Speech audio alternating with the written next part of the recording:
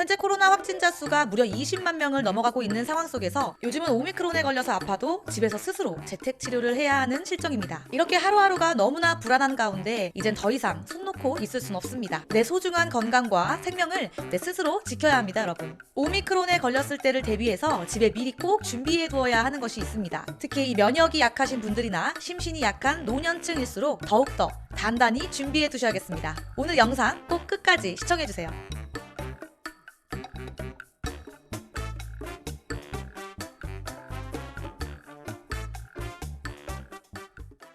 안녕하세요. 대한민국 모든 분들의 건강을 생각하는 건강민국의 엘바스입니다. 요즘 변이 바이러스 오미크론이 대유행하면서 전 세계적으로 엄청난 혼란을 겪고 있습니다. 이 가운데 확진자는 하루가 다르게 대폭으로 늘어가고 있으며 이런 상황에서 더 이상 병원도 이 많은 확진자를 감당해낼 수가 없게 되어 결국 치료도 중증 치료 위주로 바뀌니 국민들은 대부분 집에서 자가진단 키트를 이용하고 있는데요. 그러다 보니 약국이나 편의점에서 판매하는 이 자가진단 키트도 현재는 금방 동이 나버려서 예약하고 기다려서 사야 할 만큼 금방 소진되고 있다고 합니다. 이제는 돈이 있어도 자가검사 키트 구입을 못하는 사태까지 발생하고 있는 것인데요. 또 다른 문제는 검사에서 음성으로 나온 분들이 정작 PCR 검사에서는 양성으로 코로나에 확진되는 경우가 계속해서 나오고 있다는 겁니다. 대다수 사람들이 이제는 확진이 되어도 어떻게 대처를 해야 맞는 것인지 너도 나도 헷갈려 하고 있습니다. PCR 검사의 경우 첫 번째, 일반인은 직접 자가진단 키트를 구매하여 검사를 할 수 있습니다. 두 번째, 선별진료소에서 신속 항원 검사를 하거나 자가진단 키트를 받아올 수 있습니다. 단 학생증이나 신분증이 필요하니 헛걸음되지 않게 미리 꼭 챙겨주세요. 세 번째, 호흡기 전담 클리닉에서 신속 항원 검사 시행 후에 증상이 있는 경우에 양성이 나와야 PCR 검사를 받을 수 있게 됩니다. 자, 그럼 여기서 궁금한 것이 있는데요. 전문가용 신속 항원 검사 키트와 자가 검사 키트가 무슨 차이가 있는 걸까 생각하시겠지만 사실 둘 다 같은 제품입니다. 그런데 왜 자가 검사 키트의 정확도가 떨어질까요? 개인이 직접 키트를 양쪽 콧구멍 안으로 약 1.5cm 정도를 넣고 최소 10번씩은 문질러 주어야 하는데 아무래도 직접 하게 되니까 아프기도 하고 겁이 나니까 깊숙이 넣어서 찌르지 못하고 근처만 갔다가 도로 나오기 때문에 정확도가 떨어진다는 겁니다. 저도 자가검사 키트를 한번 시도해 봤었는데요. 도저히 제 손으로는 그 깊은 곳까지는 못 찌르겠더라고요.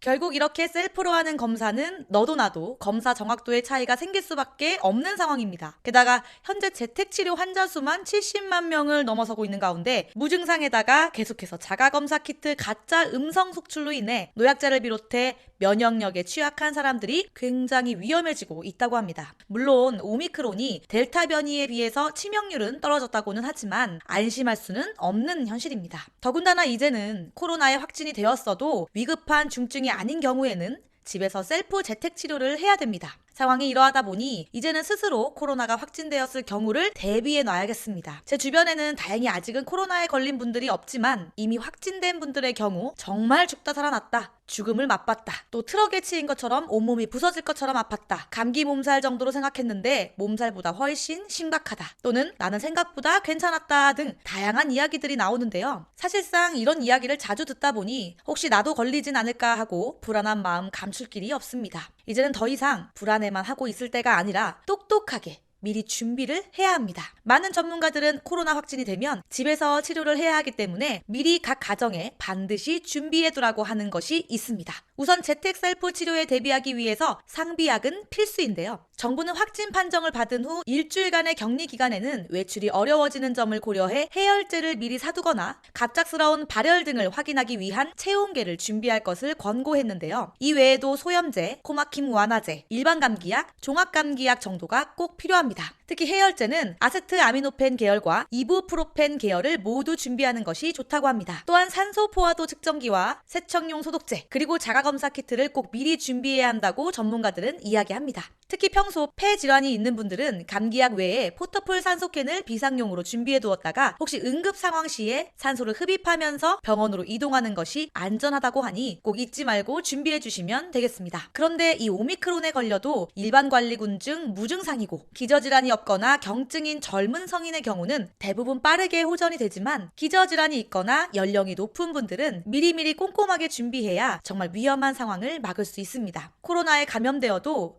그 증상은 개인에 따라 천차만별로 다 다르게 나타난다고 하는데요. 경증은 기본적으로 발열과 피로감, 근육통, 인후통, 코막힘과 같은 증상이 대부분으로 나타나고 탈수 증상이 나타날 수 있으니 하루 물 2리터를 수시로 마셔야 합니다. 우리 몸은 가벼운 탈수 현상만으로도 신체 기능에 쉽게 영향을 받습니다. 이렇게 수분 섭취만으로도 피로나 근육통, 어지럼 증세를 완화할 수 있다고 합니다. 또 더욱 위험한 상황에 빠지지 않으려면 미리 중증으로 진행될 수 있는 증상을 미리 알아두는 것이 좋습니다. 그럼 중증으로 진행되면 우리 몸에 어떤 증상이 나타날까요? 일단 38도 이상의 고열이 며칠씩 계속해서 떨어지지 않거나 호흡곤란이나 답답한 흉통은 바로 중증으로 진행될 수 있는 아주 위험한 신호입니다. 특히 숨이 차는 호흡곤란 증상이 계속될 경우에는 만사 다 제쳐두고서라도 무조건 119를 불러 응급실을 빨리 가셔야 합니다. 그런데 대부분 본인이 숨이 차는 증상을 늦게 알아차리거나 심지어 숨이 찬 것도 몰랐다 하는 경우가 허다하다고 하는데요. 그래서 혹시 내가 숨이 차다는 느낌을 감지하지 못하더라도 앞서 말씀드린 대로 산소 포화도를 꼭 확인하라는 것입니다. 이때 산소 포화도가 94% 아래로 떨어지면 위험한 상황이기 때문에 가급적 빨리 응급실을 가셔야 합니다. 특히 해열제를 먹었는데도 고열이나 두통이 이틀 이상 계속되는 경우도 힘들게 참고 견디지 마시고 빨리 병원으로 가야 합니다. 재택치료 기간은 코로나 검사 결과를 받은 날로부터 7일 후에는